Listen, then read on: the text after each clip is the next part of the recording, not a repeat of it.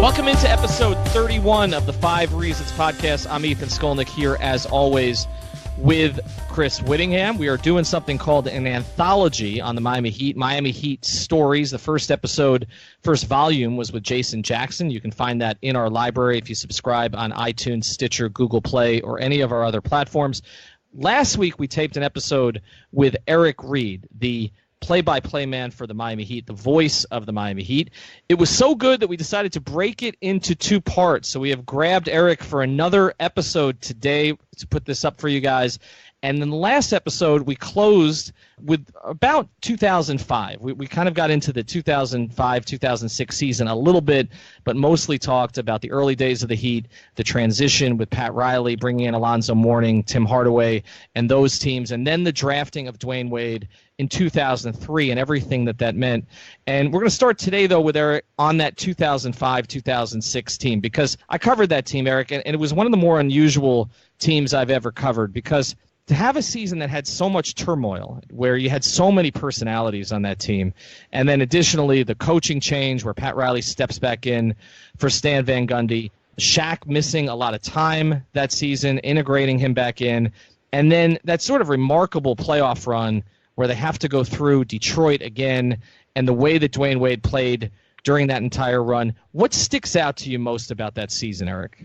Well, I think, first of all, it's great to be on with you guys again. You conjure up your memories of that team, and I want to start with that coaching staff. With Pat Riley back as head coach, you had Bob McAdoo, Keith Askins, the great Ron Rothstein, the original head coach in franchise history, is now back as an assistant, and Eric Spoelstra on his rise up the coaching ranks. So might have been the best coaching staff for a franchise that has made it very routine to have an outstanding coaching staff. But then you look at some of the veterans that came over to that team: Jason Williams, Jason Capono, Antoine Walker, Michael Doliak, Shandon Anderson, Gary Payton, James Posey. I mean, that's the infantry guys. They were the role players that surrounded Shaq and D. Wade. And, of course, Alonzo Mourning back on that team. And that's one of the first things that struck me about that 05-06 team. First of all, you're coming off a season where you had your first year with Shaq, 59 wins. We touched on it in our first interview, how close that team came to playing for a championship. A Dwyane Wade rib injury, up 20 in Game 5, really compromised the Heat's chances.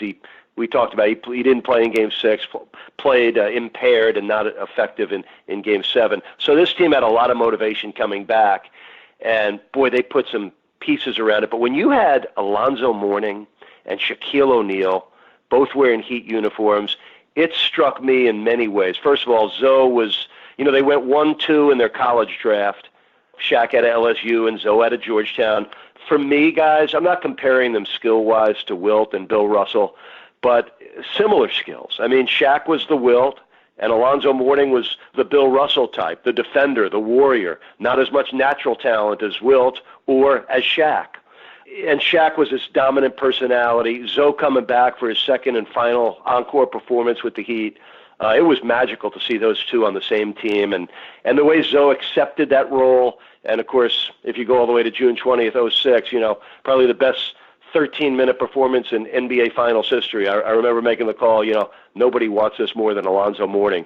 And of all the things about the first championship, I was happy on so many levels for so many people, and I would say happiest for Alonzo Mourning that he was a player on that first championship team, and for Ron Rothstein, the founding father of Heat head coaches, who built the foundation under this franchise when wins were scarce, but a tone was set. And for Ron to be a part of that first championship team, that was true basketball justice.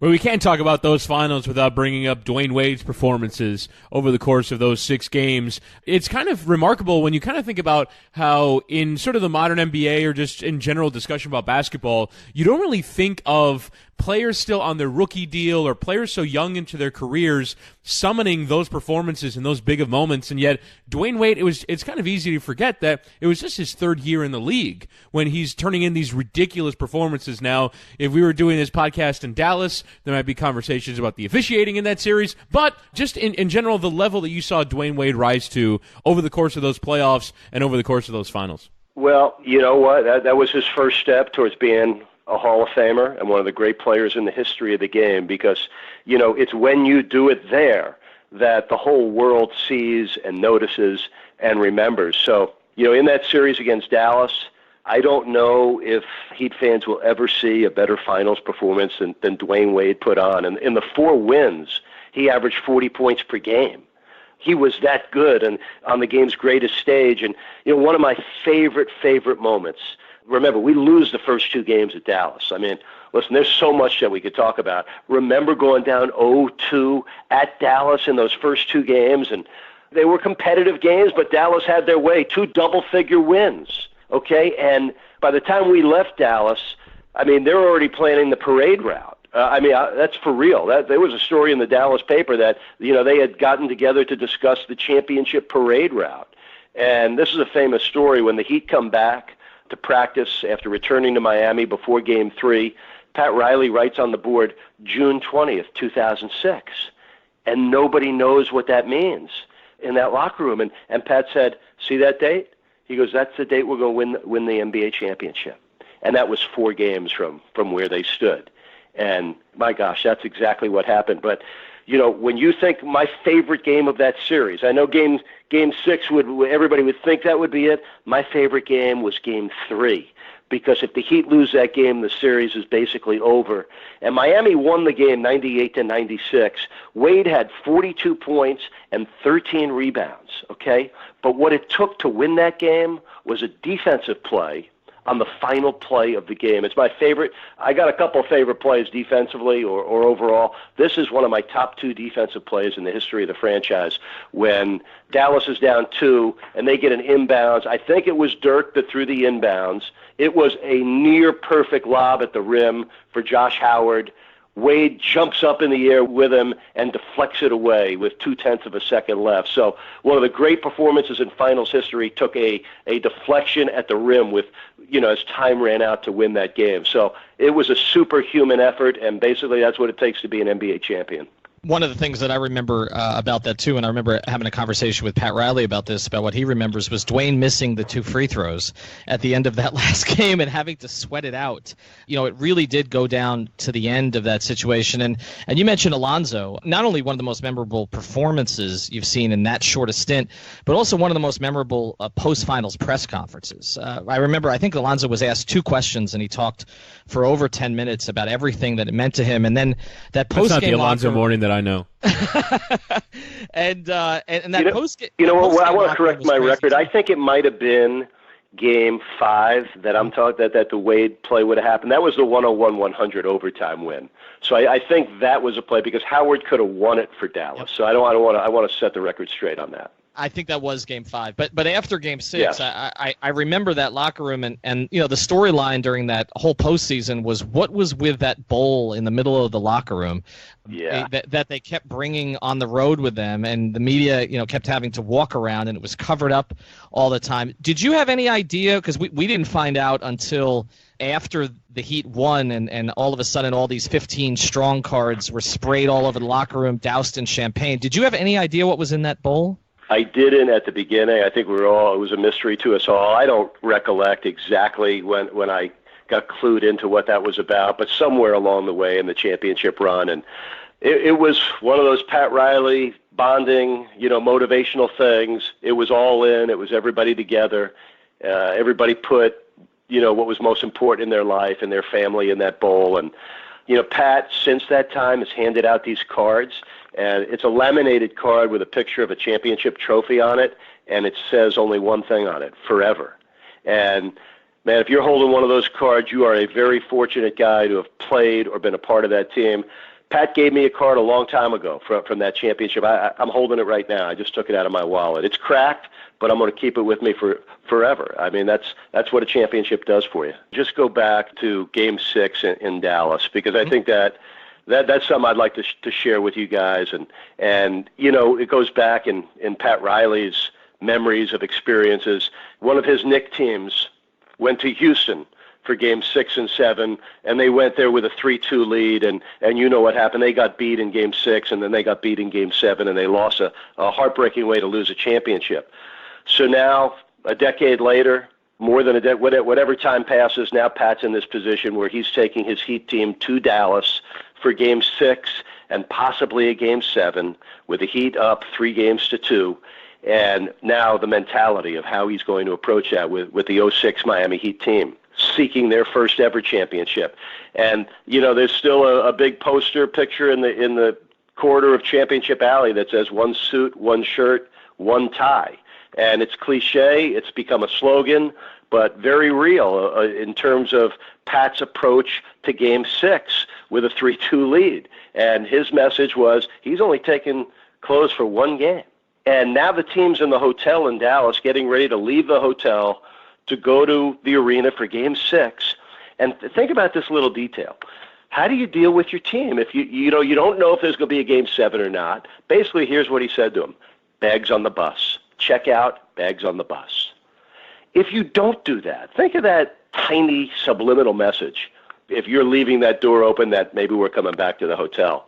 So, little psychological ploy. Bags were on the bus. We plan to win that game and go home.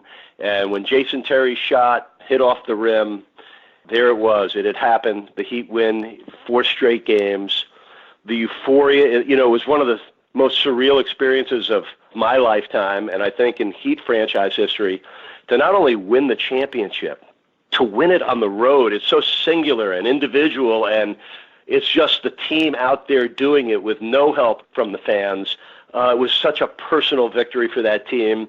And, 2 things I want to tell you. One, we ended up going back to the hotel, but for a championship victory party. Okay, that was the only way to go back to the hotel, and the bags stayed on the bus. The champagne did not. So they had that all set up, and that was great. But for me, since maybe the year before, Ed Filomia and Ted Ballard in our organization came up with this idea that I would call playoff games, because once you got past a certain round, local TV's out, national TV takes over. But I would do these fake broadcasts that they would tape and use for archives, and you hear sound bites dropped in of my championship call in 06 was a fake call, but it's now part of the fabric when we review those games. So I'm glad I didn't come up with the idea, but I'm even gladder that they did, because it kept me involved. I was broadcasting that game from the upper skyboxes in Dallas. I felt like I was on the moon watching that game. And I was there with a Heat employee by the name of Jason Cohen. And the Heat win this game, and I'm all the way up in the sky, and now I got to get to the floor for the ceremony. And I think Jason Cohen feared for both our lives, because I could not contain my joy and euphoria of the moment. It was a dangerous ride down the escalators to get to the floor of the arena. And when I got there and the stage was set up for the championship celebration, of all the things Tony Fiorentino has done for me, and they have been plentiful over 30 years of knowing Tony, this was by far the best thing he ever did. I saw Tony standing on the back of the stage with the team, and I said, man, if the coach is up there, I'm jumping up there with them. So for that first championship, only time this has happened, Tony and I were on the back of the stage. Nobody saw us, but we felt like we were right there with this team that we both started with. It was a special moment that I'm sure we'll both remember for the rest of our lives. Yeah, that team was pretty incredible. Again, the way that they came together, the way that Dwyane pushed them over the end line, and like you mentioned, Zoe's part in it, which felt right for him to be part of the first championship after everything we talked about on the last podcast that he'd been through when the Heat and Knicks played those 4 straight years, and Zoe took those losses so hard during that period of time. So it really was a remarkable team, and I think a team, Eric, honestly, that doesn't get talked about quite enough, because we've seen, obviously, teams that win multiple championships, there's a lot of conversation about them after the fact. But again, that year and everything that they dealt with, and the coaching change and getting Shaq back and then putting it together in the playoffs. I remember, even you go back to the first round of that playoff run, they were in Chicago, and I remember Dwyane and Gary Payton getting in an argument on the court, and there was a question about whether or not they were even going to win their first-round series, and then to end up winning a championship was very unlikely with that team. All right, let's transition, though, to sort of that post-championship era. And, that team with a lot of veterans, it didn't work out quite so well the next year. A lot of those guys then the year after were gone. I just wanted to do sort of a fun exercise with you, Eric, as a broadcaster, because I could imagine that one of the more challenging years you might have had to deal with was the year that didn't go so well, the 2007-2008 season, when the Heat, shuffled through, I believe it was 22 or 23 different players and only won 15 games. How does your approach as a broadcaster, does it change at all during a season like that? And how did you approach that? Because you had to tell stories about, guys like Kasib Powell and Earl Barron and Blake Ahern and Stefan Lasmy. I know some of these names are probably in the deep recesses of your mind right now, but how did you handle that year? Well, it's funny. I think anybody that writes or broadcasts for a team knows what I'm going to say now is the truth. You have to do your best work in seasons like that. And what I try to do is never be either arrogant or embarrassed about the season the team you work for is having. What you do is embrace each team and each season and tell the story of that season. Now, that was a unique season. After what we had just experienced, to see it fall that far, that fast, a humbling turn and reinforcement of a lesson that nothing, in this life or in this league lasts for too long or forever. So I remember Tony and I would tell one night we got into a conversation about the value of fish oil. Okay, so we had to fill a lot of time. One of my philosophies when you're working with a losing team, and by the way, 15 wins is what we had in our first season. Okay, so this you could have that as an expansion team. Trust me, there's nothing longer than an 82-game season where you only win 15 games.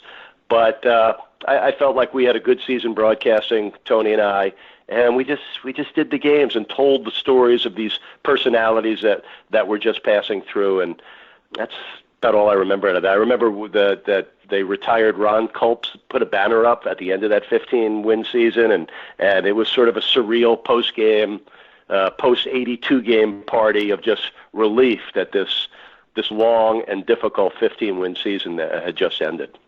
I look back at that 2008-2009 season that Dwyane had, and when you just look at the numbers, LeBron was the MVP, but Dwyane could have been the MVP that season if you look at what he produced.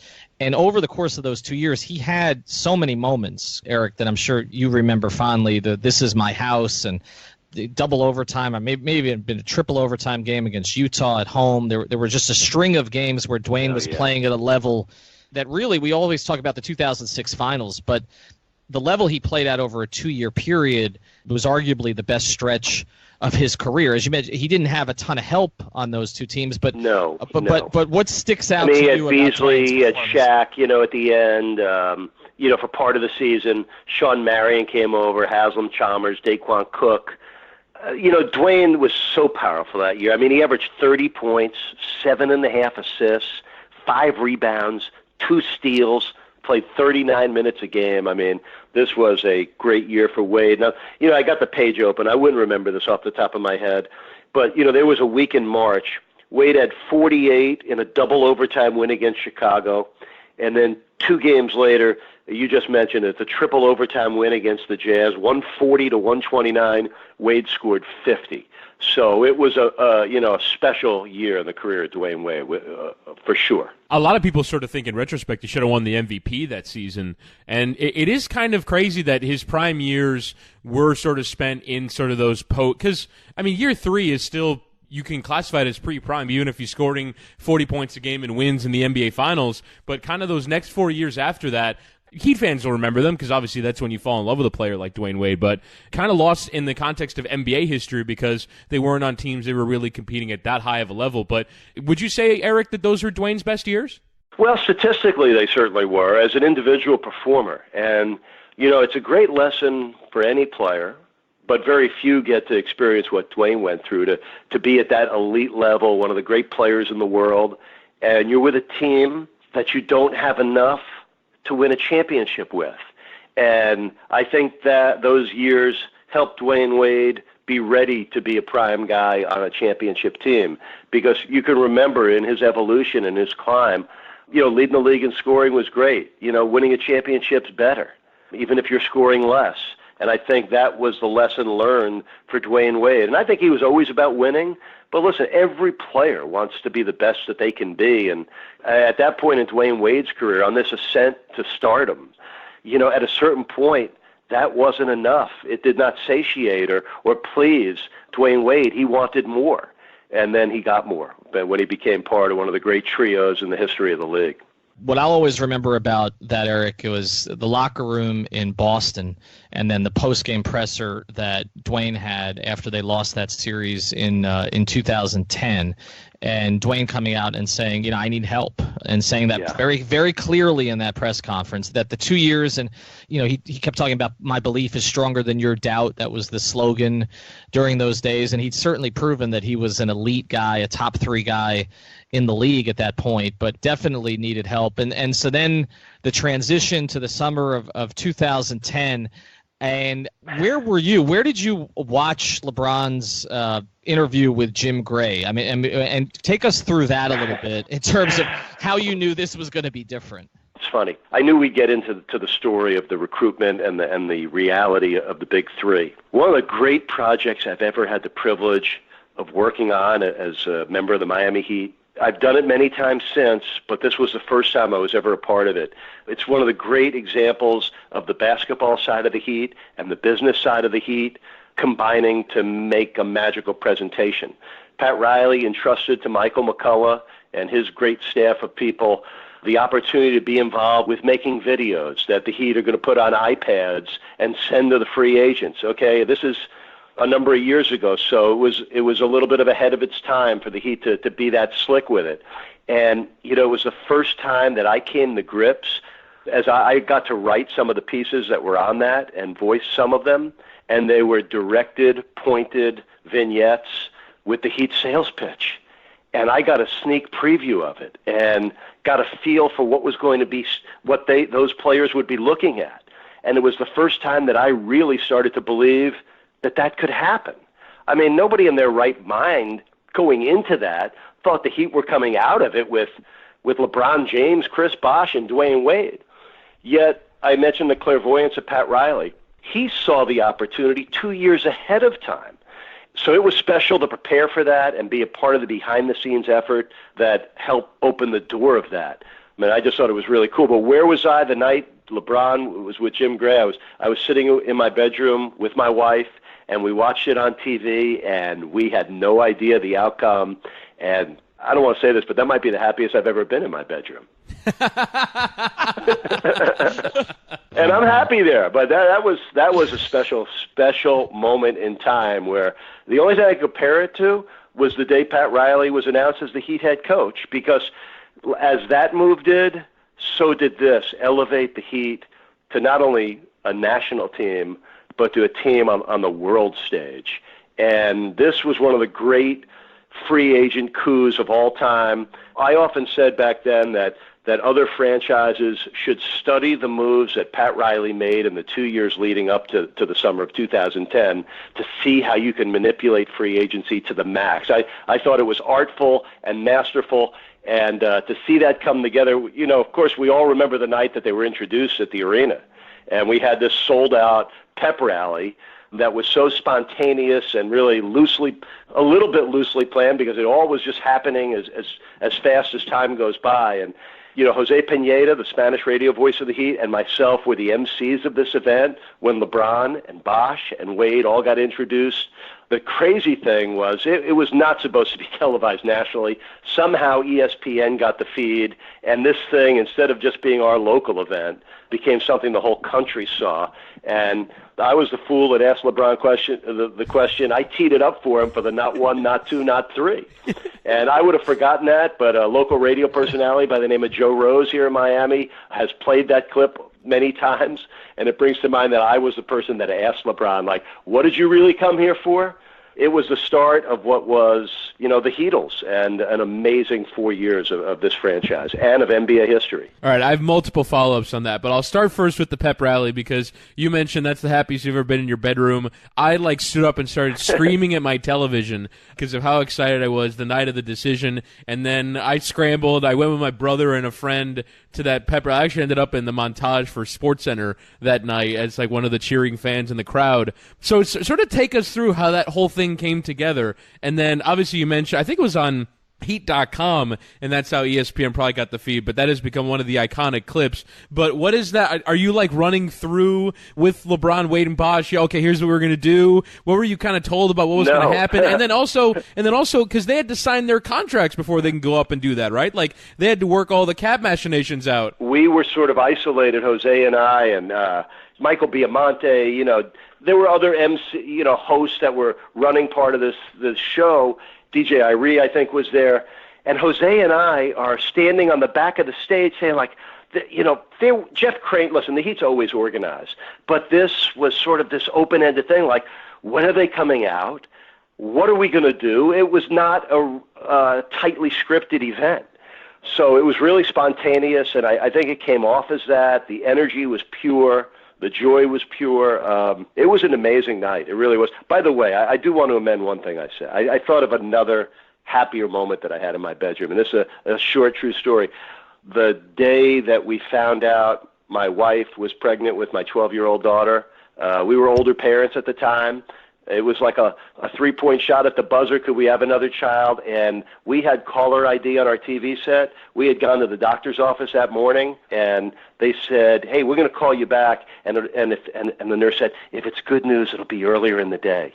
And myself, my wife, and my oldest daughter are sitting in the bedroom, and as fate would have it, the phone rings. And at that time, we had caller ID on our TV set, and the doctor's office came up.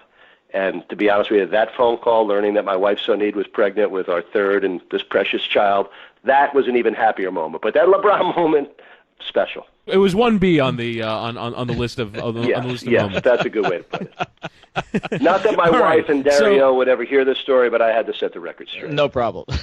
Okay, fair enough. And the other thing I wanted to ask you is, we've had some statute of limitations. Tell us about what the pitch was. Tell us about what your kind of involvement was and the details of what Pat Riley was selling to these guys. What was part of that iPad presentation? What can you tell us? Well, from my recollection of it, there were 5, 6 different pieces on it. One was about, Miami as a city. Okay, extolling the virtues of what South Florida was all about. An economic person breaking down, the differences with no state income tax. One, I still have the scripts on my computer somewhere. The history of trios, some of the great trios in NBA history, the championship teams with the Lakers and the Celtics, and we brought to life some of those iconic images from the past. I don't remember anything more specific about it, but that was the general nature of this. It hit on specific things that definitely struck home with I think all three of those players. As organized as the effort was, from the top down, from the vision of Pat Riley to the financial commitment and really wanting to be a champion from the owner, Mickey Arison. Okay, so you can't win a championship unless you have those two pieces in place, maybe even contend for a championship. That was in place. And yet there's still an element of luck and good fortune. And I think one of the Heat's great fortunes, not only drafting Dwyane Wade, he grows as a superstar right here in Miami, and he was the magnetic recruiting pitch of them all because they came to Miami to play with Dwyane. That was probably the greatest accomplishment of it all, that it didn't happen anywhere else, that it happened here. And I think Dwyane Wade was the most magnetic reason for that. So that team then starts to play, and they end up, everybody's saying they're going to win 70 games. I think Jeff Van Gundy said they break the all-time record of 72 games, and they start 9-8 that first year, and there were a lot of controversies with that team. It seemed like every day there was something else. The national media was descending on that team on a constant basis. Everything that they said was scrutinized and blown up. I know as a broadcaster, you're focused on the game, but how much of the swirl sort of did you pay attention to during that period of time, and did you think that team was treated fairly, the way that they were approached by sort of outsiders? No, I think that people resented it. much like the resentment that, the NBA and the sports world laid on Kevin Durant when he went to Golden State. This did not sit well with the rest of the NBA. Everybody was wondering, how did Miami pull this off? And I think there was some jealousy and some envy, and, that's the way people looked at it. And that's what I think really brought Heat Nation together in a way that it had not been brought together ever before. It was us against the world, and we had the people that could take on a task like that. So I did think it was unfair. I didn't think Pat Riley and those players ever got the credit they truly deserved. What I loved about what LeBron and Chris Bosh and Dwyane Wade did, was sort of San Antonio-esque of stars sacrificing to win championships. And to come together like that. Certainly Chris Bosh and Dwyane Wade made great sacrifices with how many shots and how many points they were able to get. When you play with LeBron, that's part of the package. And LeBron's sacrifice was, leaving his hometown and taking on all the criticism that he took on. And he's the one that took on the brunt of the heat and the hate. I don't think any of us will ever forget. And I wasn't at the first game that the Heat played at Cleveland with LeBron. That was a national TV game, that one of the few games we weren't at. But we all remember the hate and the awful behavior shown by Cavaliers fans to LeBron in that game. So it was very much the Heat against the rest of the world. Yeah, I was at that game, Eric. I'll never forget it. I was there for actually a couple days before the game, and I remember going around the city to write a story about how fans were going to welcome or not welcome LeBron.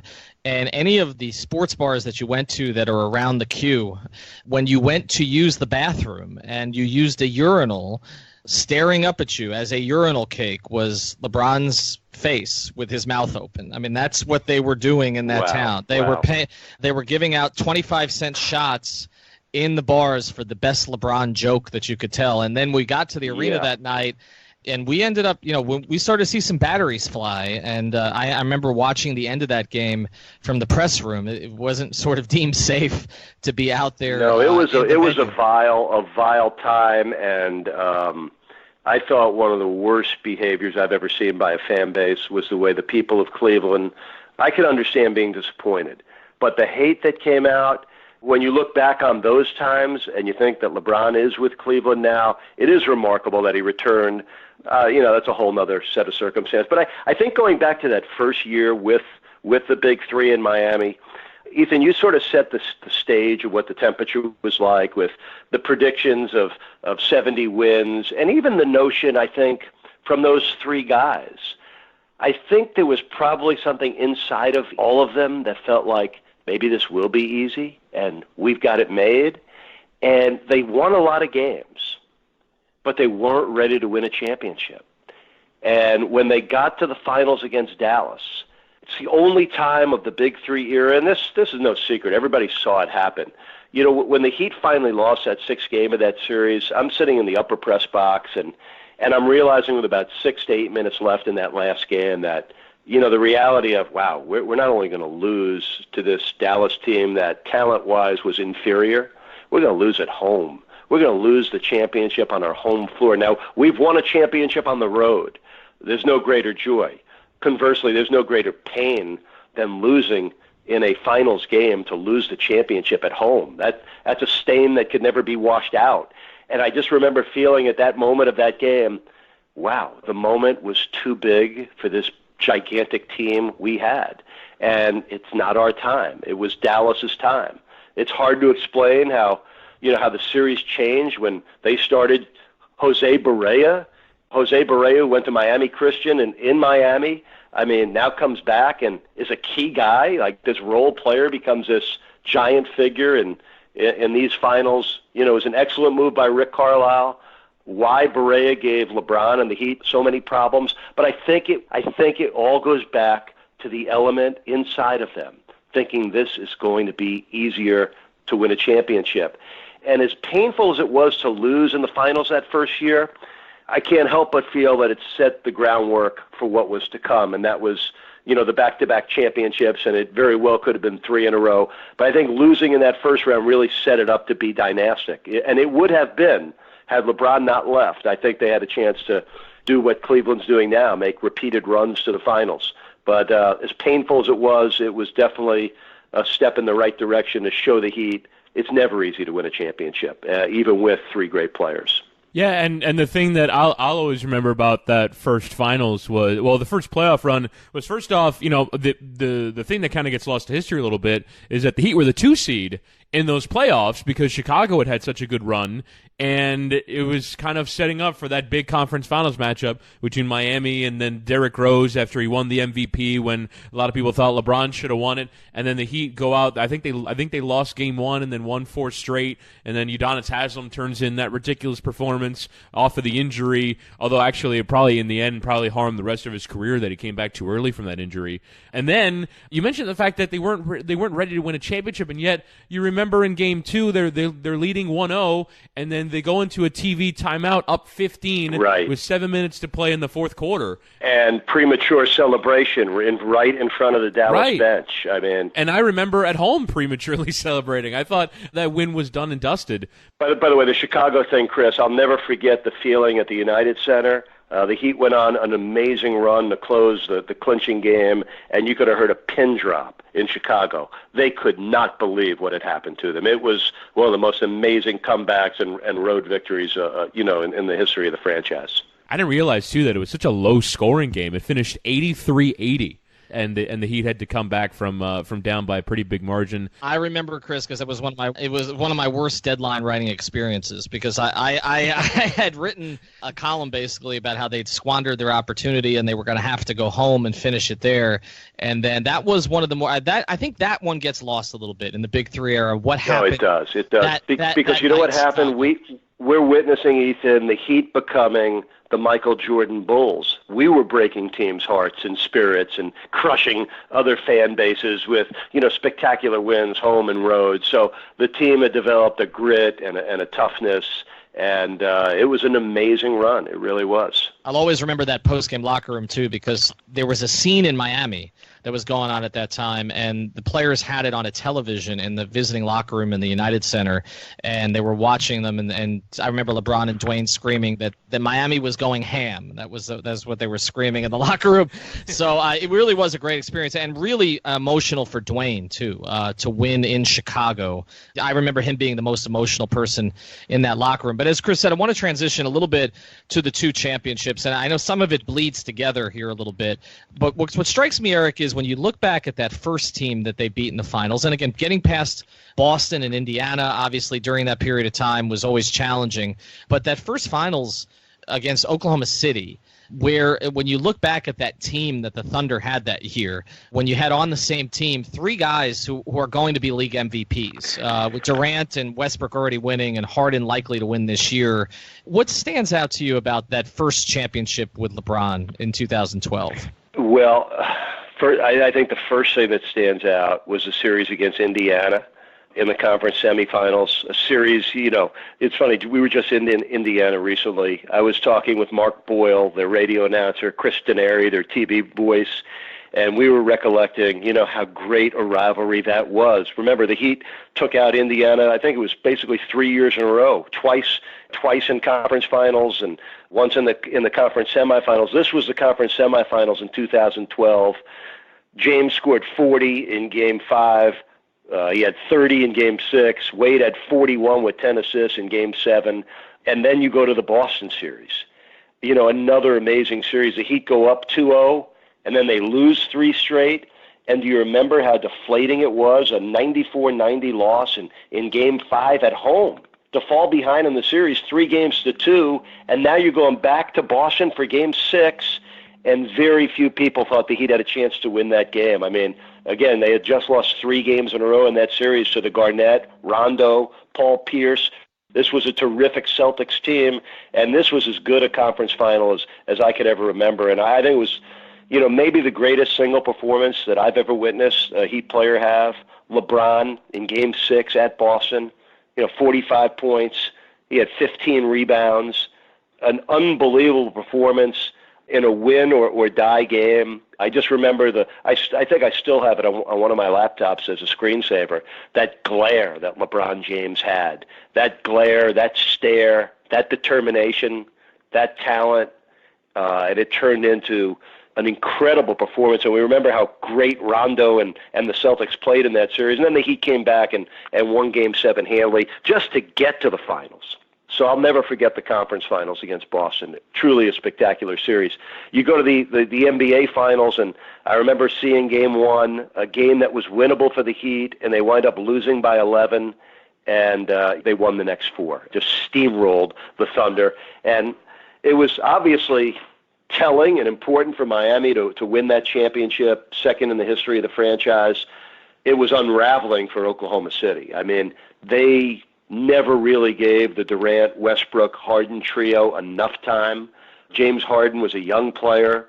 He had an awful final against Miami. He wasn't ready to be a champion, nor were they. They were great. They weren't great enough to beat Miami. And then Oklahoma City, more for financial reasons, felt they couldn't keep all 3, and they let Harden go, and probably, self-induced themselves to not winning a championship with those 3 guys. So a real strong fork in the road for those 2 franchises there. We should probably, before we get to the Spurs final, get to the 27-game win streak and kind of your memories of that, because that was probably, in terms of the time that the big 3 Heat were at the peak of their powers, was during that 23-game win streak. Just kind of your memories, and Ethan, I'll ask you the same question.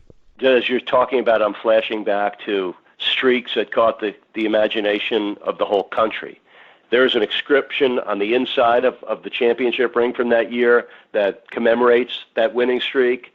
It was an amazing run of the Heat playing some of the greatest maybe the greatest basketball we'll ever see, from a Heat team ever to win that many games. I hate to admit to this, but when the win streak ended, my wife and daughter flew into Chicago to see that game, and that was a game we lost. But all streaks have to end. But that, was a very memorable sort of sidebar to what turned out to be a championship season. So pretty special. That was as good as I've ever seen LeBron play in a Heat uniform, was over that period of time. If you look back at the numbers that he put up during that stretch, and Dwyane was great too, but what was remarkable about that streak was how many times they had to try to save it. The game in Cleveland where they were down, I think, 27, and I remember Shane and LeBron hitting those threes to bring them back. Look, there were some blowouts during that stretch, but there were also some games where it was pretty clear they just did not want to let this thing end. And it was just as organized as I've ever seen a Heat team, too. I mean, Eric had his very set 9-man rotation. He went to it every night, and they just overwhelmed people. The other thing about that sticks out to me, Eric, was Chris Andersen, his addition, because people forget before the 27-game winning streak that year, the Heat were having some problems rebounding. I remember being in Portland where LeBron was asked if they even had enough talent on this team, if they had enough bigs. He said they did, but he didn't seem real convincing. And then they had the signing of Chris Andersen, and they never lost again. It was, I know you've seen a lot of players who've come and fit in with the Miami Heat, and we've talked about some of them. But the fit of Chris Andersen with the Heat, again, I think something that goes overlooked a little bit about that particular team. Yeah, he was an infectious personality. He was perfect for the Heat because he brought defensive energy, rebounding energy, and just a real good spirit to the Heat. I'm looking back at some of those games in that streak. Started February 3rd at Toronto. I think the craziest game might have very well been a triple overtime win in late February against Sacramento at home. They took the streak personally. There was also a 1-point win against Orlando at home in the streak. The Cleveland game is probably the best one, though, right? Yeah, the 3-point win at Cleveland. Some very impressive games. But you saw it's funny, you could see it with another team, maybe even more objectively than you felt it as you were going through it. As we're going through it, it's the greatest thing ever. I mean, there's pressure and intensity on every single game, but it can be diffusing because the real energy is about trying to win a championship, and to put that much emotion into a regular season win streak, there's a chance that it could be counterproductive and take some air out of you when it ends. But it ended late in the season, and basically the Heat lost 2 games the rest of the season. The game at Chicago and then a home game at New York. But it was an incredible end to that season. I mean, from February 3rd to April 17th, only 2 losses. So probably the most memorable team in the history of the franchise. 66 wins, most victories ever. And, you remember it takes 7 games to get through Indiana. LeBron was incredible in those conference finals. And then the finals against the Spurs. I mean, you could tell stories for an hour about that series. I would put that up with any championship series in NBA history. And what I would insist on is that this be included in a conversation of greatest finals in NBA history. I'm not going to insist that it is, because obviously that's subjective. But I think it clearly is in the conversation of most memorable, highest level of play, greatest games, exciting moments, iconic moments for Miami, two, state-of-the-art franchises. I mean, Greg Popovich and the Spurs, Pat Riley's Miami Heat, even though Coach Spo was coaching at that time, two great franchises, Hall of Fame players on both sides, and games that lived up to all of it and even exceeded it. All right, the big one, of course, is the Ray Allen shot, though. What are your memories of that? Well, my memories is, we did an Inside the Heat show about those final 23 seconds or whatever. I forget the exact time of it when the Heat are down by 5. All the things that transpired in those closing seconds. It was, everybody remembers the arena security put that yellow tape, around the court. We're getting ready to go through this finals nightmare of, getting beat at home again to lose a championship, and your heart is sinking, and you're thinking like, oh no, we got to watch the Spurs celebrate a championship here, and now, there are pictures in the Heat locker room in Championship Alley. They're my two of my favorite pictures of Chris Bosh getting the rebound. Remember, they took Tim Duncan out. I'm not second guessing it, but it did weaken their rebounding position. Chris Bosh, this terrific two-handed rebound. And when you look at the picture when Bosh is rebounding the ball, Ray Allen is within 2 feet of him. I mean, he's right there. And probably the most instinctive move I've ever seen a player make, especially during a game as important as that, when he backpedals to the baseline corner and never even looks to check his feet. Ray used to go through drills like this after practice of laying on the floor, getting up and running to a spot. Bill Bradley, the former Knick and former U.S. Senator and Rhodes Scholar from Princeton, he wrote a book that I read as a kid called The Sense of Where You Are, and it almost talks about that innate feel for where you are in life or on the court. And Ray Allen certainly had a sense of where he was. Never checked, quickly backpedaled to the corner.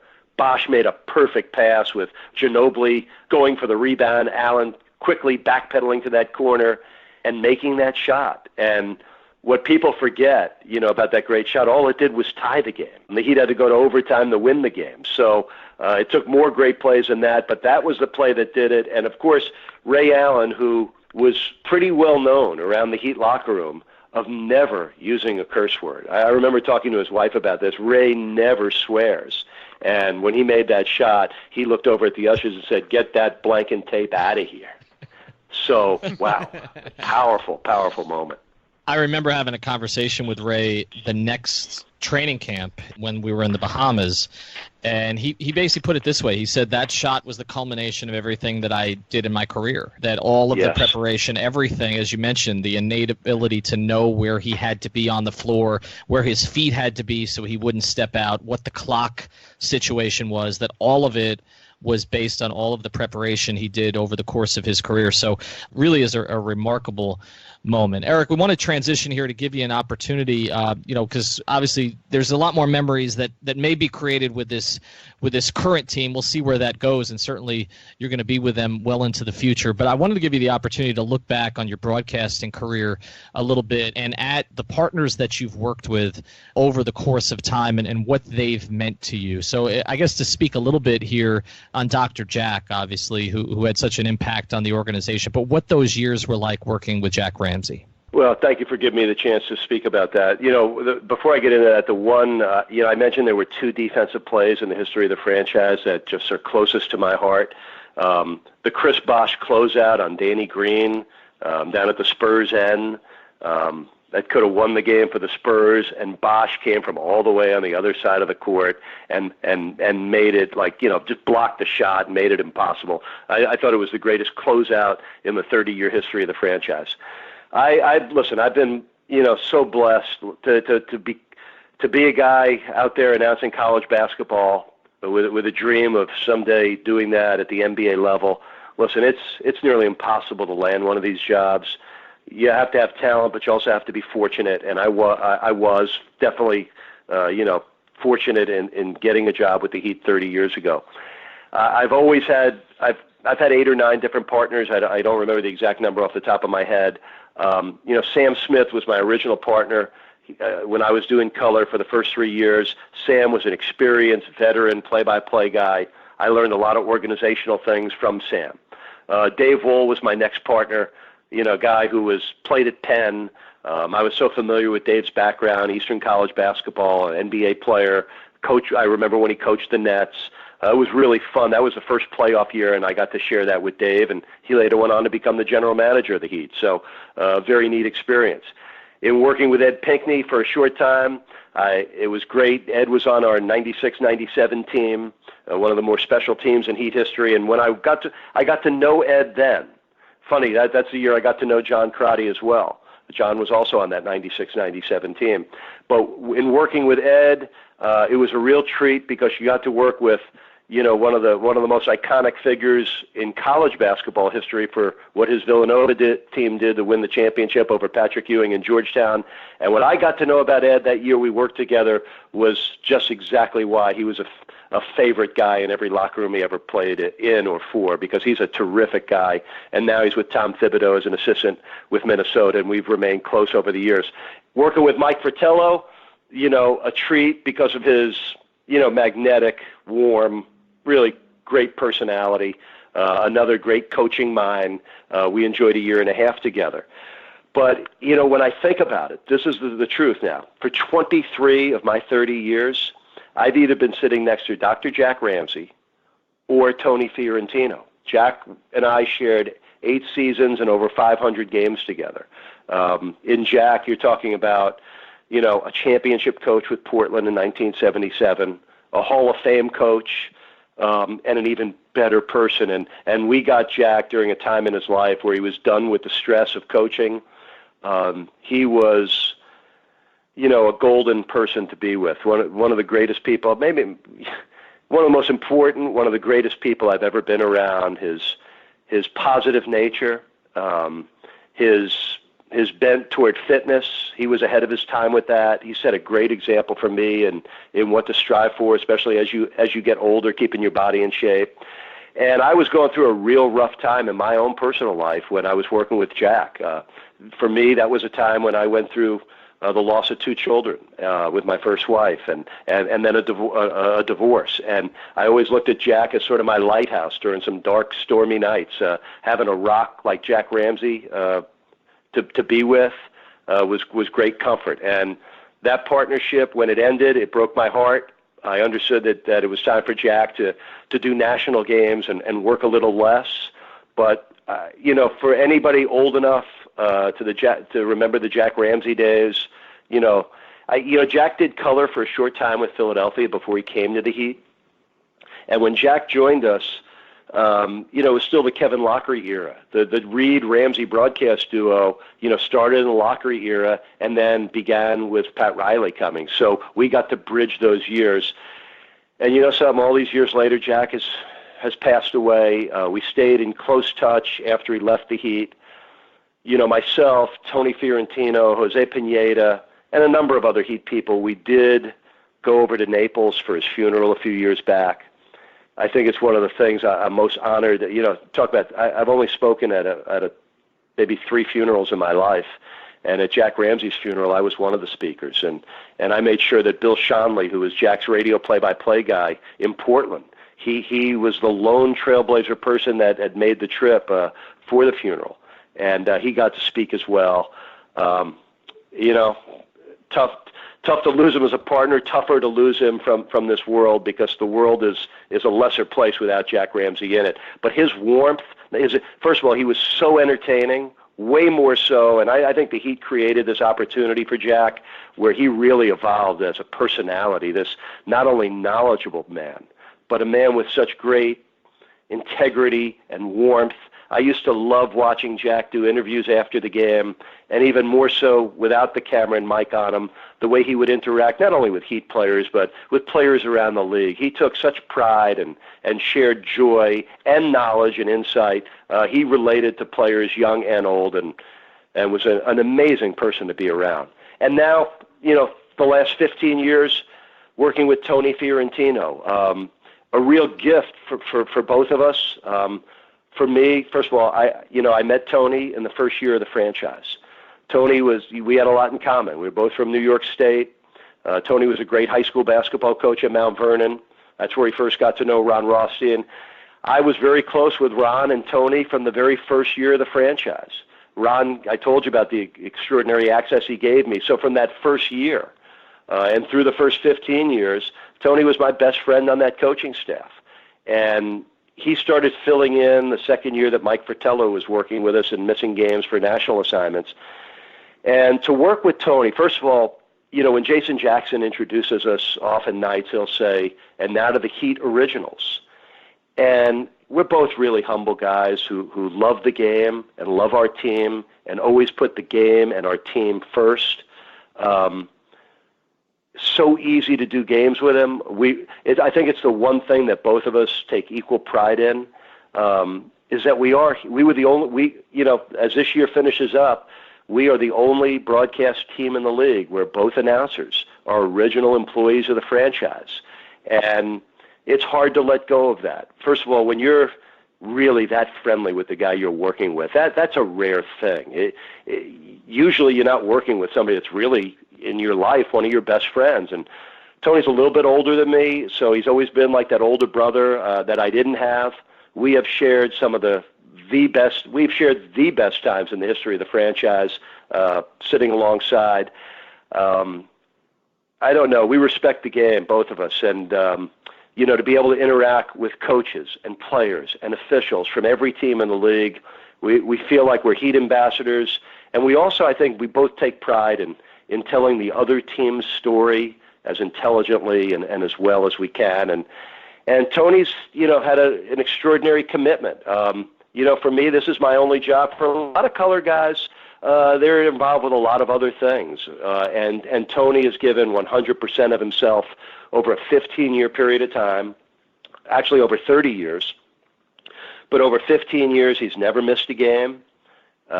He brings his passion and energy all the time. Anybody that knows Tony knows how he loves the Heat, and he loves being able to help tell the story of the history of the franchise as it unfolds. So it's hard to say goodbye to this partnership. I'm really glad that, it appears the Heat are going to the playoffs, because it's going to be hard to let go of this, and I felt like the only fitting way is for us to do the first round together, and that's the only round you get to do on local TV now. And I'm glad that we're going to get, that's going to be Tony's parting gift is a playoff round, and I know he's going to appreciate it.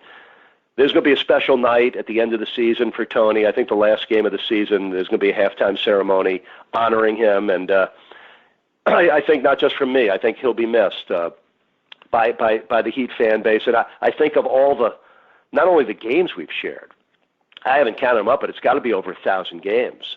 And he almost doubled Jack Ramsey's tenure. He's the longest tenured analyst in the history of the Heat, lasting 15 years. So it's going to be special. We're going to enjoy every moment, and then we'll both embrace whatever the future holds. All right, Eric. Well, thank you so much for taking the time with us to do this. If after you download this episode, if you haven't listened to part 1, Eric sat with Chris and I to discuss the first 15 or so years of the franchise. So again, great stories on there about some of the other Heat originals and how this franchise developed over time. We always enjoy your work, Eric, and really appreciate you taking the time to do this with us. Guys, it's really been fun going back over the course of Heat history, and I know how fortunate I am to be in the position I'm in for 30 years. And you know what makes me feel even more fortunate? I love it now as much, maybe more than ever, because all the experiences, the knowledge that is piled up, I still enjoy each game, and that is a gift and a blessing that we never underestimate.